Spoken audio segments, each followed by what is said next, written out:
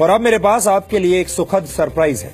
आज हमारे पास अमेरिका के सैन डिएगो से एक वीडियो आया है।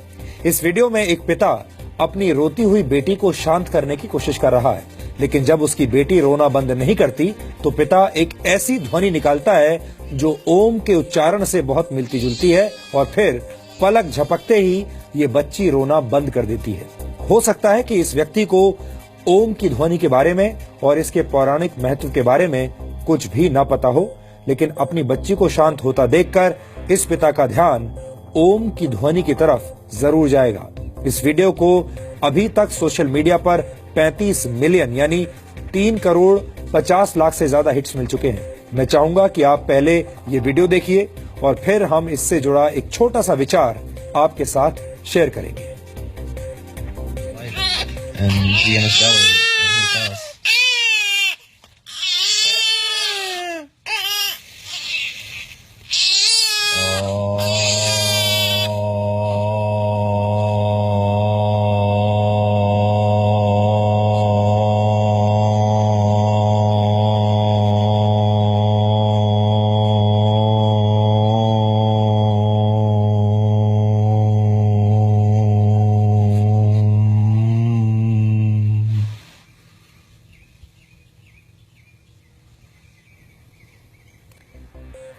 ओम जैसी सुनाई देने वाली ध्वनि की मदद से अपनी बेटी विक्टोरिया को शांत कराने वाले इस व्यक्ति का नाम डैनियल है।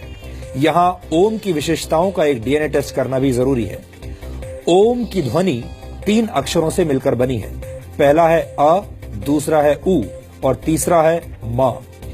अ का मतलब होता है उत्पन्न होना, उ का मतलब होता है उठना या उड़ना यानी संपूर्ण विकास, और मा का मतलब होता है मौन हो जाना यानी ब्रह्मलीन हो जाना। ओम ध्वनि के 3 हिस्सों को ब्रह्मा, विष्णु और महेश से जोड़कर देखा जाता है। ऐसा माना जाता है कि ओम ब्रह्मांड की अनाहत ध्वनि है। यह ध्वनि किसी भी प्रकार के टकराव या 2 चीजों या हाथों के संयोग से नहीं बनी है। इसे अनहद भी कहते हैं और यह ध्वनि संपूर्ण ब्रह्मांड में अनवरत जारी है। कई पौराणिक ग्रंथों में ऐसा जिक्र है कि तपस्वियों ने ध्यान की गहरी अवस्था में एक ऐसी ध्वनि सुनी जो शरीर के भीतर और बाहर लगातार गूंजती रहती थी। उन्हें यह लगा कि इस ध्वनि को सुनने से मन को गहरी शांति महसूस होती है, इसीलिए उन्होंने इस ध्वनि को ओम का नाम दिया।